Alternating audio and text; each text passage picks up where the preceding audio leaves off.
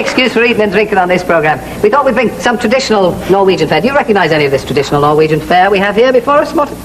Yeah, certainly. Do you? I haven't seen it for a while, though. No. Well, what's this? It looks like an egg custard. To me too, yeah. Yeah. Let me just, hang on. Yeah. Sorry about that. Oh, yeah. Yeah. yeah. Right. Yeah. That's enough of that. It's supposed to be warm, hot. Is it? Yeah. Yeah, well, if it hangs around this studio for any length of time, it will get roasted. That is sour cream. Sour cream. It's boiled for hours. Sour cream porridge. Is Yeah, it? yeah. That kind of thing. And these, although they don't look much like them, these are fish balls. Yeah, they are actually. You may not believe it, but Norwegian fish Very big fish. have balls. Yes. What will they take? I'm going to try one. I'm going to try one because you're Norwegian. I know you're a very proud Norwegian as well. What's it going to be like in Norway when I'm going over there? What's it going to be like? Well, if you keep doing that, you're going to do well, actually. Yeah, bad. Okay. We have the same type of upbringing that you have, I think. Yeah. So if you just break the few, our habits like you do now. If you could do this one as well. Yeah. What's that? Goat's Any cheese. excuse at all. I believe you're very keen on the old goat cheese. Do you cook I am. yourself? You don't cook goat's cheese now. Well, You do it when you make it. Quickly, the way you do it, actually, normally when you make cheese, you separate the milk. yeah. The curds. Yeah, you don't do that. This is not cheddar. This is a strong. Strong. Yeah. You're not supposed to cut a big lump of it. No. There's no need to keep showing me up. It's the best way to learn it, though. Well, look, You have a little bit. You have a bit. Go on. What's the matter with you? What's wrong with our cheese? There's nothing matter with me. I'm just trying to teach you, really. Yeah, a bit of manners. Well, not the manners, no. Look, are there any customs I should know about in Norway? Any? No, I think you'd go straight to their hearts if you keep doing this. Yeah. It's a real backhanded compliment, that was, Mark. Does wogan mean anything in Norwegian? Same as in English, I think. No, I mean, And you like this stuff, do you? keep talking. It's sort of like fudge, isn't it? Give him something to drink. I know, they wouldn't give me anything to drink. Did you hear that sound? We did have some... Yes, it's very dry, isn't It it? sticks to your throat. But it's delicious. Why aren't you eating it? What's the matter with it? You've had some before you came out. I love this stuff, but I only have a thin slice of it.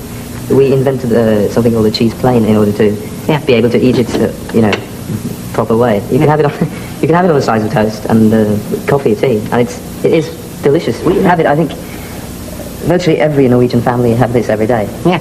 You're, from what I read and the research and everything, you're not really the traditional kind of pop idol because you're rather a conventional young man, aren't you, really? That's below the belt. No, I mean, you don't eschew religion. You say, you listen to your mother and father and all that kind of thing. Is that Norwegian upbringing? Because they make sense. Yeah, but that means Norwegian upbringing is slightly different to ours, would you say? No. For our young people. No, I think it's fairly the same. When I came here, I don't think I found any difficulties getting into it in a sense. It's very much the same when you get to know people. We are very much alike as a people. I think. I'm amazed that you don't talk like that, Morten, because I can. You want me to? No, I don't want you to. But you talk like a public school boy. Yeah. You're national heroes in Norway, or are you, like they quite often say, prophets without honour in your own country? I mean, in Norway, do you get idolised as much as you do in the States and here? I hate that question, really. Idolised. You didn't like the cheese? I love the cheese. You don't like the fish balls? All this, I was just waiting for you to have a big lump of that. Well, what is that?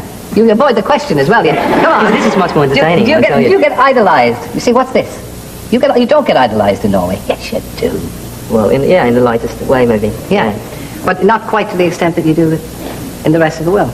Oh, yeah, well, it's that type of adoration, or not adolescence, that's right. Yeah. But being idolised, that is... yeah.